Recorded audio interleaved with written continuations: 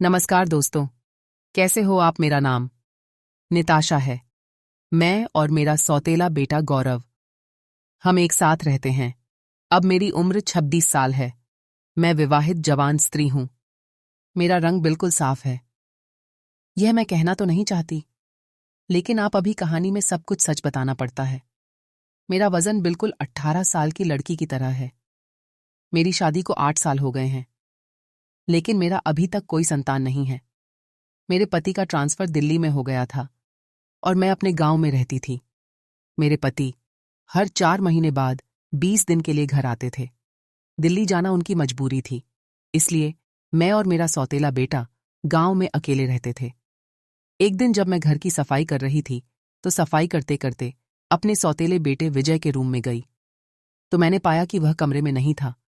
मुझे समझ में नहीं आ रहा था कि वह कहाँ गया होगा, और तभी बाथरूम की लाइट जलती हुई नजर आई, तो मैं उसे देखने चली गई।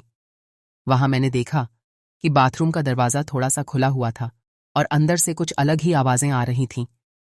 मैं सुनकर घबरा गई और मैंने सोचा कि विजय कोई परेशानी में है।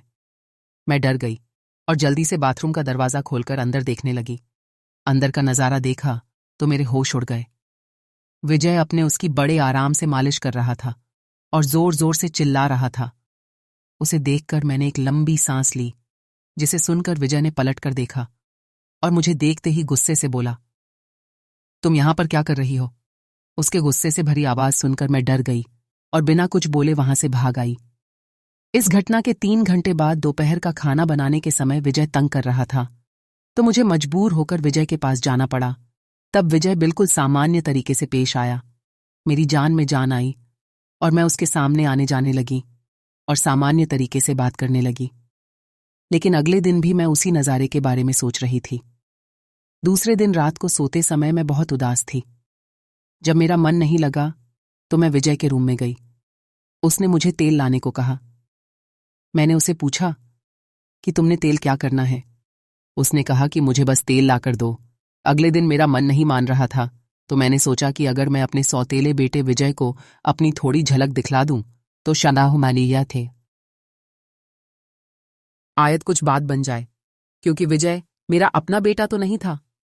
तो मैं अपने कपड़े बदलकर एक पीले रंग का जालीदार नाइट सूट पहना और फिर विजय के कमरे में गई।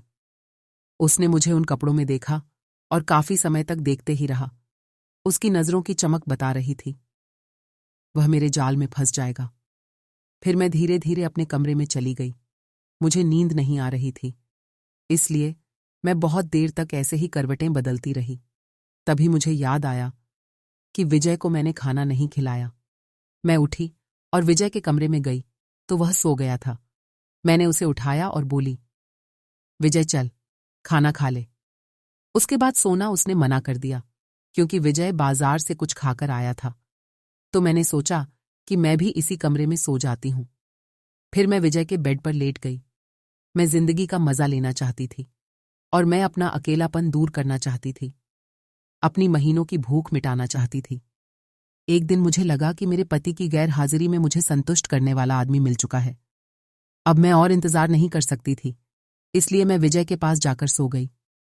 थोड़ी देर बाद विजय हिलने लगा। मुझे लगा कि विजय को क्या हुआ, तो मैं देखा तो वह कुछ और ही कर रहा था। उसकी इस हरकत से मैं थोड़ा घबरा गई।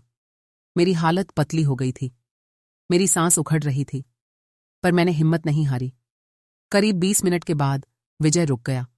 मैं बहुत ज्यादा परेशान हुई, लेकिन मुझे भी मजा आ रहा था।